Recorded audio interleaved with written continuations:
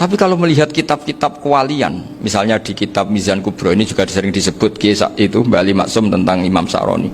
Berkali-kali beliau mengutip Mizan Kubro. Itu Abu Hanifah adalah orang yang sangat mukasyafah. Artinya ketika Nabi cerita air wudhu itu menjatuhkan dosa, tidak ada air wudhu yang jatuh ke kamu kecuali saat itu juga dosa kamu jatuh. Itu beliau datang ke Madharota Kufah.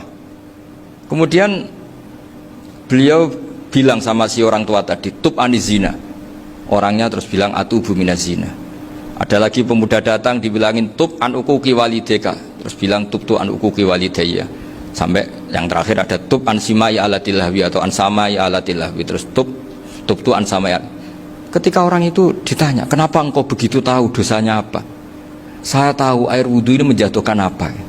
Jadi kira-kira kalau zina mungkin ya batang babi lah. Kalau hanya sekedar melihat bak-bak mungkin ya curut atau tikus lah kira-kira gitu. Nak dulu sediluk ya mungkin ya tikus cilik gitu. Nak dulu suwi ya tikus werok itu atau apalah. Pokoknya beliau itu tahu. Tapi anehnya Abu Hanifah apa? Setelah itu dia nangis minta mukasafahnya ditutup. Ya Allah, saya ini mukasafah kok malah menjadi tahu sawatil mukmin. Padahal aturan syariat jenengan man satara musliman satara huwa, bahwa enggak baik melihat jeleknya orang mukmin. Minta ditutup. Makanya saya ini bangga ada mukasafah. Makom yang kita sampai sekarang tuh makom setelah Abu Hanifah mukasafah. Jadi Abu Hanifah repot-repot mukasafah, minta makomnya ditutup tidak menjadi mukasafah. Dan alhamdulillah kita sudah tidak mukasafah sebelum minta ditutup. Jadi kita ini keren. Keren karena aturannya itu man satara musliman satara huwa, yang tidak tahu aibnya orang muslim maka Allah akan nutupi aibnya di akhirat. Dan kita alhamdulillah barokahnya tidak mukasafah, tidak ngerti aibnya orang mukmin. Jadi kita harus pakai patokan ilmu. Saya ulang lagi, kita harus pakai patokan. Makanya saya tahu betul ketika Kiai Hamid Pasuruan, beliau dulu ngaji Jamul Jame, ngaji Juman, Bali Maksum di sana sama Gus Habib, sama Gus Muhammad bin Mahfud, termasuk mbah saya kandung dulu Kiai Sidik, mbah saya yang dari itu juga ngaji di Termas. Bapak saya dulu Kiai Nur Salim ngaji di Buyut Baiti. Dulu itu kawin juga sederhana, agak cerita Gus Sofur. Jadi bapak saya kandung itu Kiai Nur Salim itu ngaji di Mbah Baiti. Mbah Baiti itu adik kandungnya buyutnya saya dari ibu. Nah Mbah Baiti itu teman akrabnya mbah saya namanya Kiai Nur Sam, Mbah Nur Sam.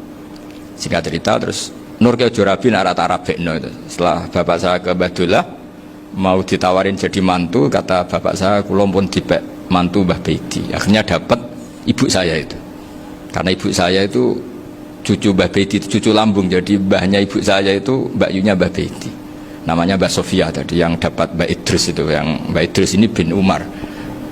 Ya Mbak Umar yang mbahnya Mbak Hamid, Hamid bin Abdul bin Umar. Kalau bahasa itu Fatimah binti Idris bin Umar. Dulu kecilnya Mbak Idris namanya Abdul Khalik. Kalau kecilnya Mbak Hamid namanya Abdul Mukti. Kalau kecilnya Mbah Maksum namanya Muhammadin kalau nggak salah. Dulu itu orang dulu itu namanya dua-dua karena diganti ketika musim apa?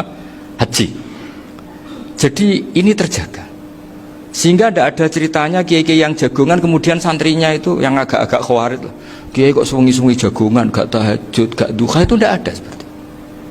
Karena ini dianggap fi'lul mubahat untuk melawan mungkarat. Jadi sehingga di kitab Ihya diterangkan, kamu jangan ngira orang-orang soleh ketika jagungan itu min ahlil bitolah wa takasur. Itu orang-orang yang pemalas, itu enggak. Tapi mereka bisa mengasyiki Allah. Bahwa dalam jagungan ketemu teman ya asik, gejol-gejolkan sama Pak Maftuh ya asik. Dan keasikan ini bentuk perlawanan terhadap keasikan harus dengan maksiat.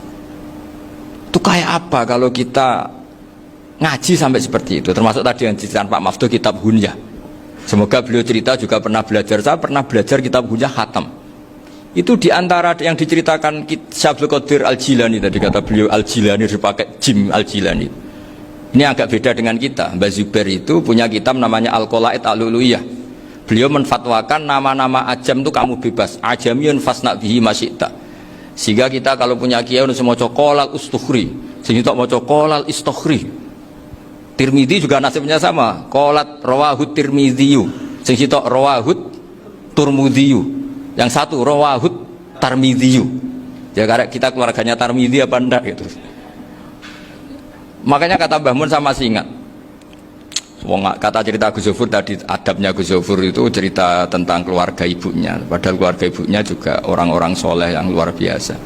Itu kata Mbah Mun, kowe roh jenenge Imam Bukhari tahu ya. Jenenge sapa? Saya nyebut Muhammad bin Ismail bin Ibrahim bin Muhirah bin Bardasbah. Lah iya Bardasbah mbok waca Bardisbah yo. Lah cara kene mbok Parmin mbok Parlan. Jadi Bardisbah mbok Bardasbah iku cara kene yo Parmin mbok. Iku rak Mbah Fadl Senori, dadi kabeh diwaca Arab. Jenenge Mbah Umar Harun. Dhisik yo wong sarang, Mbah Harun, Mbah Kirun yo ora roh, wong dhisik yo wong kuno. Jadi kalau versi Mbah Fadl, termasuk yang pertama bikin nasab Mbah Maksum itu tulisannya Mbah Fadl yang dikutip Habib Haidar tadi. Ya saya seperti Gus Zofur juga mencari-cari hubungan ulama-ulama di Jawa. Itu Mbah Mun itu kalau bicara mbahku orang sing jenenge Kiai Serut. Kalau ditulisannya Mbah Fadl itu Syaraf. Jadi Mbah Fadl itu fanatik orang-orang alim itu ditulis Arab. Kalau Mbah Mun itu Jawa. Dulu itu ada wali seto di daerah saya. Dulu orang ya janggal, ternyata ada sato itu kesamaan di Arabnya itu sato. Sehingga kiai-kiai itu ada fanatik Tirmidzi, Turmudi, Tarmidi, Jilani, Jailani karena ajamiyun fasna bihi masih. Jadi kalau nama-nama ajam semongko lah baca sekenanya sementing. Cuma mungkin tahqiqnya benar Pak Maftuh tadi, memang di Mu'jamul Buldan itu Al-Jilani Bikasri Jim, ya sudah kita baca Al-Jilani. Sebab itu kayak Pondok Pelosok Lirboyo itu menurut saya bagus. Orang itu maknani betul sama gurunya. Kalau sarang enggak. Kalau Pondok Lirboyo, pondok yang tadi ternyata keluarga Mbah Munawir sini pernah bisanan, yaitu Mbah Zaini pernah nikah sama Nyai Komariah ya kalau nggak salah, punya putra Gus Habib ya, Pak Toha dan sebagainya. Itu betapa hubungan pondok Quran sama pondok kitab dulu itu nggak pernah terputus. Bapak saya setelah hafal Quran itu dulu ngaji Mbah Zubair. Jadi bapak saya sering ngutip mu'en apa, padahal bapak saya itu terkenal tuh, beliau cita-citanya itu saya ingin hafal Quran kayak hafal Fatihah. Beliau itu sampai sepulahnya sekali, karena beliau inginnya hafal Quran kayak hafal Fatihah. Termasuk murid terbaiknya Mbah Dullah bapak saya. Itu ya ngaji kitab. Sehingga kata Mbah Mun, jadi Mbah Munawir di mantu Bali Maksum, itu ya sudah dipenggali dituruti pangeran. Lahirlah seorang Bali Maksum.